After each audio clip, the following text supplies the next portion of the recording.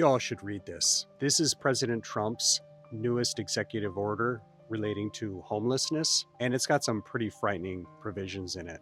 Number one, we don't even know if it's constitutional. On the surface, many people might agree with this executive order, thinking that something drastic needs to be done to deal with homelessness. But don't be fooled. This is yet another attempt to imprison whoever he wants and send them to detention facilities. There's a provision in this executive order that calls for anybody with serious mental illness or substance use disorder to be moved to treatment centers or other appropriate facilities via civil commitment. This means that President Trump and his cronies can really commit anybody. He can call Trump derangement syndrome a serious mental illness. That was going to be moved into law in one of the states. He can certainly define whatever he wants to send somebody to a detention facility. And another provision, Section 5A, talks about ending support for housing first policies. Many big cities are trying that out, trying to get people off the streets and into housing and then getting them mental health and substance abuse help.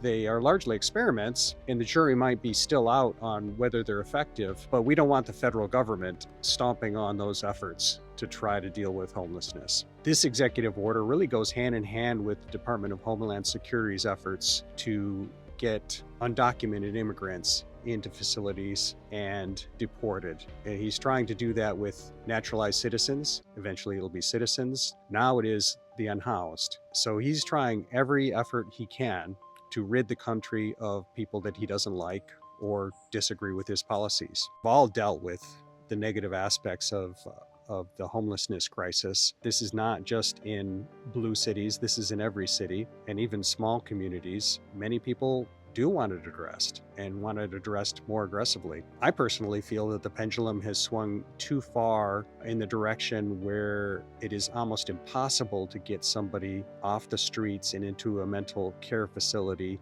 even if they clearly cannot take care of themselves. But this isn't the answer. This is the pendulum swinging completely in the opposite direction, putting us back into the 30s and 40s and 50s of committing people for a variety of things, adultery even. But this executive order is not the answer. We want the states and the cities to come up with innovative ideas on how to deal with it, but the federal government shouldn't be lecturing the states on how to deal with homelessness.